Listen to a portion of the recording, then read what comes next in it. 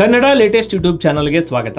ಕಾರ್ಮಿಕ ಇಲಾಖೆಗೆ ಸಂಬಂಧಿಸಿದಂತೆ ಈ ಹಿಂದಿನ ವಿಡಿಯೋದಲ್ಲಿ ಅಂಬೇಡ್ಕರ್ ಕಾರ್ಮಿಕ ಸಹಾಯ ಹಸ್ತ ಯೋಜನೆ, ಗಿಗ್ ಕಾರ್ಮಿಕರ ವಿಮಾ ಯೋಜನೆ, ಸಿನಿಮಾ ಮತ್ತು ಸಾಂಸ್ಕೃತಿಕ ಕಾರ್ಯಕರ್ತರ ಕಲ್ಯಾಣ ಮಸೂದೆ ಸೇರಿ ಹಲವು ಯೋಜನೆಗಳ ಬಗ್ಗೆ ಮಾಹಿತಿಯನ್ನ ನೀಡಿದ್ವಿ. ಇದೀಗ ಈ ವಿಡಿಯೋದಲ್ಲಿ ಋತುಚಕ್ರ ರಜೆ ನೀತಿ, ವಿಶೇಷ ಚೇತನರಿಗೆ ಶಿಕ್ಷಣ ಮತ್ತು ಉದ್ಯೋಗದಲ್ಲಿ ಮೀಸಲಾತಿ, ಮನೆ ಕೆಲಸದವರ ಕಲ್ಯಾಣ ಯೋಜನೆಗಳ ಬಗ್ಗೆ ತಿಳಿಯೋಣ.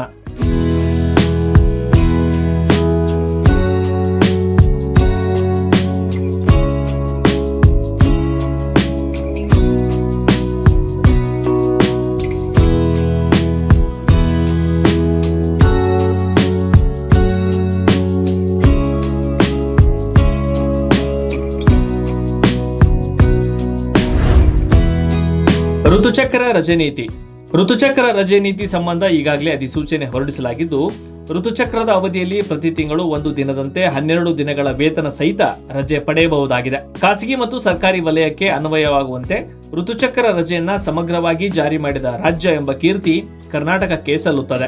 ಋತುಚಕ್ರ ರಜೆ ನೀತಿ 2025ರ ಪ್ರಕಾರ ಇದು ಖಾಸಗಿ ಸಂಸ್ಥೆಗಳು ಸೇರಿದಂತೆ ಎಲ್ಲ ಕ್ಷೇತ್ರಗಳ ಮಹಿಳೆಯರಿಗೆ ಕಡ್ಡಾಯವಾಗಿ ಅನ್ವಯವಾಗಲಿದೆ. ರಜೆ ಪಡೆಯಲು ಯಾವುದೇ ವೈದ್ಯಕೀಯ ಪತ್ರದ ಅಗತ್ಯ ಇರುವುದಿಲ್ಲ. ತಿಂಗಳ ಮುಟ್ಟಿನ ರಜೆಯನ್ನ ಆಯಾ ತಿಂಗಳೇ ಪಡೆಯಬೇಕು. ಕಾರ್ಮಿಕ ಸಚಿವರಾದ ಸಂತೋಷ್ ಲಾಡ್ ಅವರು ತಮ್ಮ ಇಲಾಖೆಯ ಮೂಲಕ ಮಹಿಳಾ ಸಬಲೀಕರಣದ ಜೊತೆಗೆ ಅವರ ಸುರಕ್ಷತೆ, ಗೌರವವನ್ನು ಕಾಪಾಡಲು ದೃಢ ಹೆಜ್ಜೆ ಇರಿಸಿರುವುದು ವ್ಯಾಪಕ ಮೆಚ್ಚುಗೆಗೆ ಪಾತ್ರವಾಗುತ್ತಿದೆ.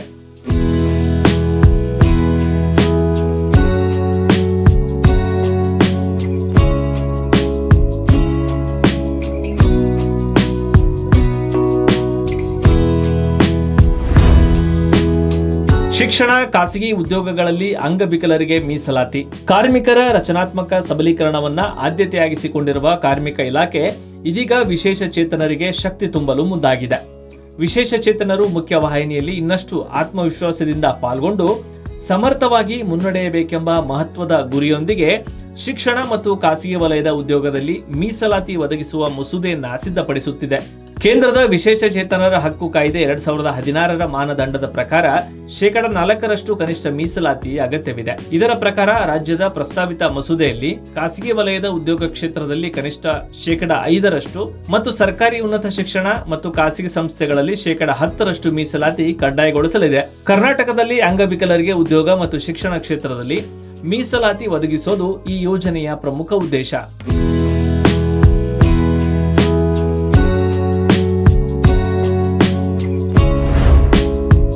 ಕರ್ನಾಟಕ ಗೃಹ ಕಾರ್ಮಿಕರ ಸಾಮಾಜಿಕ ಭದ್ರತೆ ಮತ್ತು ಕಲ್ಯಾಣ ಮಸೂದೆ 2025 ಇದು ಕಾರ್ಮಿಕ ಇಲಾಖೆಯ ಮತ್ತೊಂದು ಮಹತ್ವದ ಕ್ರಮವಾಗಿದ್ದು, ಕಾರ್ಮಿಕ ಸಚಿವ ಸಂತೋಷ್ ಲಾಡ್ ಅವರು ಇದಕ್ಕಾಗಿ ಸಾಕಷ್ಟು ಶ್ರಮ ವಹಿಸಿದ್ದಾರೆ. ಗೃಹ ಕಾರ್ಮಿಕರು ಹೆಚ್ಚಿನವರು ಮಹಿಳೆಯರೇ ಆಗಿದ್ದು, ಅವರ ಕಲ್ಯಾಣ ಮತ್ತು ಭದ್ರತೆಯ ದೃಷ್ಟಿಯಿಂದ ಈ ಮಸೂದೆ ಮಹತ್ವದ ಪಾತ್ರ ವಹಿಸಲಿದೆ. ಉದ್ದೇಶಿತ ಮಸೂದೆಯು ರಾಜ್ಯದಲ್ಲಿ ಅಧಿಸೂಚಿತವಾಗಿರುವ ಎಲ್ಲಾ ನಗರ ಪಾಲಿಕೆಗಳಿಗೆ ಅನ್ವಯವಾಗಲಿದೆ. ಮಸೂದೆಯ ಕರಡನ್ನ ಈಗಾಗಲೇ ಸಿದ್ಧಪಡಿಸಲಾಗಿದೆ. ಮಸೂದೆಯ ಬಗ್ಗೆ ಮನೆ ಕೆಲಸದವರ ಸಂಘಟನೆಗಳ ಒಕ್ಕೂಟದೊಂದಿಗೆ ಕಾರ್ಮಿಕ ಸಚಿವ ಸಂತೋಷ್ ಲಾಡ್ ಈಗಾಗಲೇ ಚರ್ಚೆ ಸಹ ನಡೆಸಿದ್ದಾರೆ. ಮಸೂದೆ ಕುರಿತು ರಾಜ್ಯಪತ್ರದಲ್ಲಿ ಪ್ರಕಟಿಸಲಾಗಿದ್ದು, ಒಂದು ವೇಳೆ ಮಸೂದೆ ಕಾನೂನಾಗಿ ಜಾರಿಯಾದರೆ ಇಡೀ ದೇಶದಲ್ಲೇ ಕರ್ನಾಟಕ ಮಾದರಿಯಾಗಲಿದೆ.